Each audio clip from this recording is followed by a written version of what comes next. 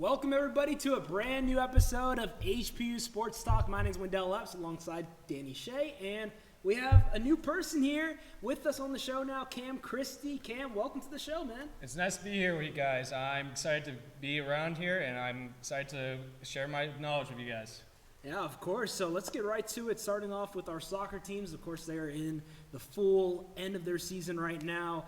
And High Point women's soccer took on Hampton Saturday. Last time they faced Lady Pirates, they won 6-2 in the fall of 2019. Saturday, they won 7-0. Cam, I know you were there, production that game. How was it? It was an absolute demolition. Great showing by the senior girls as well, with Lauren Mazik with 2 goals and LaFranc and Vidal with great showings as well. And I felt very excited for them in their final home game of the season.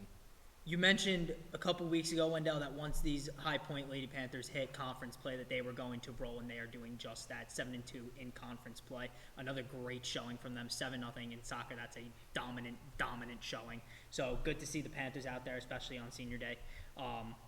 Great day for the Panthers. Homecoming weekend had a lot of extra energy around campus that we saw. So yeah. it was a good time at Vert. Listen, you know I'm a big fan of the giveaways. The giveaways this weekend. Yeah. Well done, HPU Athletics. The giveaways were banging this week. I love that pink hat. Couldn't get my hands on one. I was at the NC State Fair, but I was trying to find one, but listen. At least you were looking for me, unlike him over there that keeps them all and doesn't share.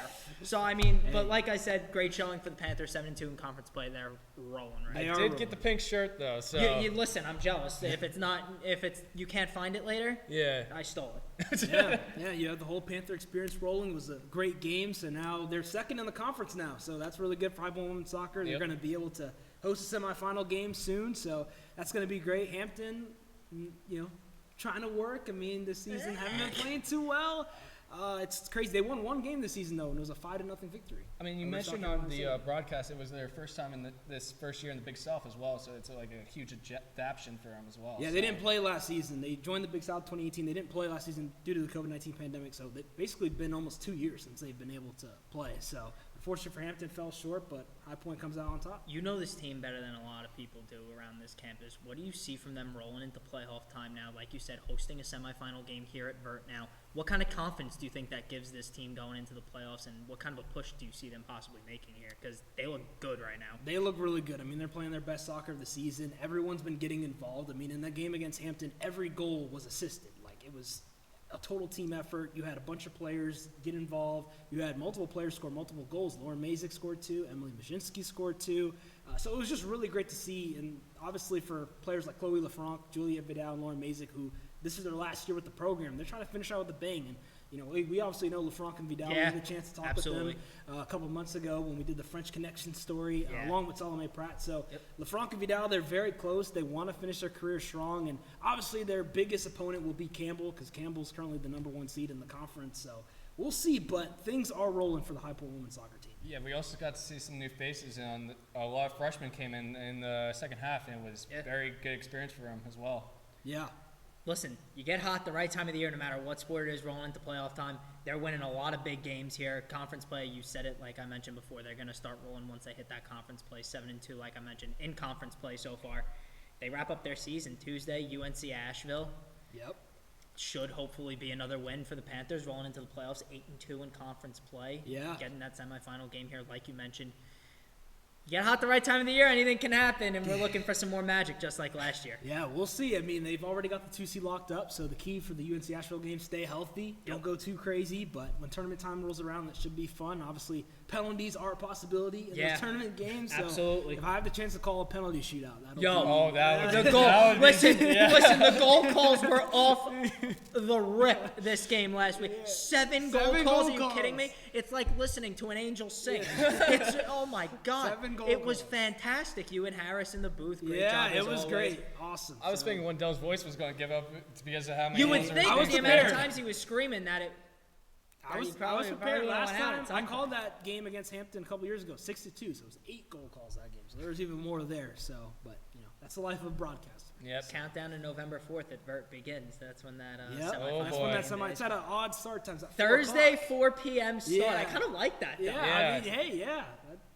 the weird times, the better. So Yeah, exactly. It should be a lot of fun. So we'll see. But moving on to men's soccer now, they also played Saturday. It was also senior day. Nice little doubleheader going on with women's and men's soccer. And our men's soccer team, they knocked off Winthrop by a score of 1-0. Mason Marcy scored a goal, and there was a red card in there. It was a physical game. It was also controversial at the end because Winthrop scored a goal at the last second, and there was an offside penalty on them. It was very confusing, and the refs had a bunch of penalties to deal with that because our boys' team is very physical, as we know. Yep. Yeah, but I unfortunately couldn't watch the men's game. I got a little bit of the women's game in there, but this offsides, take me through it. What did I miss? Well, how controversial are we talking? Are we talking like they scored like 90 minutes with added time scored, or like they scored at the buzzer pretty much? 5 seconds were left on the clock, and at the free mark, it was offside penalty, and the game was over. Wow, I would have been. Yeah. I couldn't even Winthrop, imagine. The Winthrop player, Yeah, the Winthrop player. Was it like a close offsides too? Sorry to interrupt you, but like, was it a close offsides, or was it like pretty like obvious it was offsides? It was close because the guys were in the box. Yeah. So, but as I was saying, the Winthrop player who scored the goal was on the ground, and I felt so bad for him when I was filming him. It was like he was crying. Nah, well, I unfortunately don't feel bad. The Panthers get a much-needed win. Our Panthers did win. Panthers get a much-needed win. And for Winthrop, I mean, it's a regular season. Yeah, they'll have a chance in the tournament. Yeah, but we had a bit of controversy with the Myers red card as well. And about the second half, the start of it, he kicked a player on the knee or something like that, and they got an automatic red card, and Myers just almost obliterated the ref. And it was like, it didn't look like it was, so I think it's going to be appealed. Undefeated in conference play, the men's team are so far 4-0-2 here in Big South Conference play. Their next game, wrapping up the regular season, will be Wednesday the 30th at Vert, 7 o'clock start. I'm going to ask you the same question I asked you with the women's team, Wendell. What do you see with this team coming into playoff time? Undefeated regular season play. Are we thinking we can get another big push here from this team? Are we seeing a possible another NCAA tournament appearance? I think so, man. Like, honestly, this men's soccer team, I think they finally are just remembering what they did last season. They had so much success, and they are back, and they are better than ever. But this Saturday, that's going to be a big test. They're playing Campbell, top 2 dogs in the Big South. That's going to be a matchup. That could potentially, I think it is, going to be a preview of the Big South Men's Soccer Championship this year. Campbell coming in undefeated as well. So it's not going to be easy, so I'm excited to be able to get the chance to be in the booth for that one. So that'll be a fun game to go ahead and announce with Jamie Patel, who does play-by-play for men's soccer. So I'm looking forward to it. I think it's going to be a good test for High Point that they need it. It's a good way for them to sort of test how good are they actually this year, because they'll be playing a talented team in Campbell. So things can go any direction. We'll have to see, though. It'll be fun. Yeah. Gotta love tournament time. Yeah. Tournament time is fun. It was more fun last season, or like in the spring when all the sports were happening. Yeah. Back Well, it was crazy. It was crazy. like every single possible team, pretty much, that we could have had go to an NCAA tournament. We pretty much saw them make an NCAA tournament last year. We called it Titletown here at HPU Sports Talk last spring. So hopefully we're seeing a lot of that again.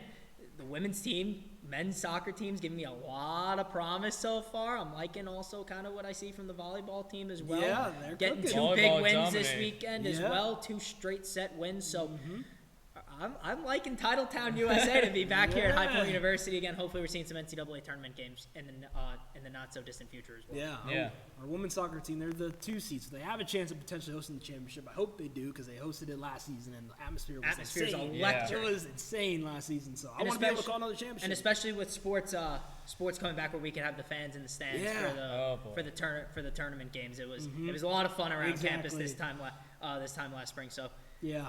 Well, It's hard to believe that was just a couple months ago. Like, I know. It feels like it was say last year. It does feel like last year. I mean, considering it was last school year, I wanted to say last year, but really it was just a couple months ago. I say last spring, but really it was like, what, 4 months ago, 5 months ago? Yeah. So it's crazy. But let's look ahead to a team that hasn't started their regular season yet, is opening up a brand new arena next week. The men's basketball team, men's and women's basketball, starting up next week. Mount Olive playing both the men's and women's team. Men's are opening up the arena Thursday night. I'm very excited. I'm very excited. We've been talking about this arena on this show now for the past couple weeks. We were in there for the Train concert.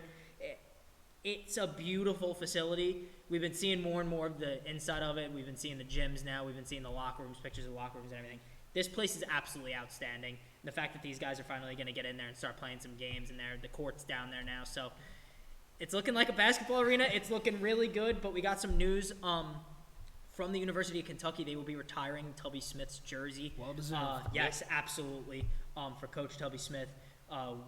That game against Kentucky, I forget when the game is exactly. It's like December 31st. It's New Year's Eve. New Year's Eve. Yeah, New Year's Eve. But yeah, so there were kind of some rumors of that going around that might have been happening, but he deserves it so much, and it's awesome to see that Kentucky's doing that for him. Oh yeah, totally. And the video that was showing on social media of him getting the phone call, getting the news that he was going to have his jerseys get into the rafters. I mean, great for head coach Tubby Smith, and I'm just excited for our team to be playing Kentucky. Like, I grew up watching a lot of Kentucky basketball. You know, a lot of NBA players went to Kentucky. I mean, John Wall is probably the most notable one because I love John Wall. He's one of my favorite players. Obviously, a long-time Washington Wizard, so I know Wizards are playing the Nets tonight. We're recording this. Yeah, I keep dreaming of beating us. But for head coach Tubby Smith, I mean, obviously having a great longevity career with the University of Kentucky, so it's great. I wish Kentucky was coming here, but at the same time, I understand why we are going to Kentucky, and it'll definitely be a great night for Tubby Smith and the entire High Point men's basketball program. Now, I have a question for you, Wendell. Do you think the men's basketball team can have a good shot at the Big South title this year?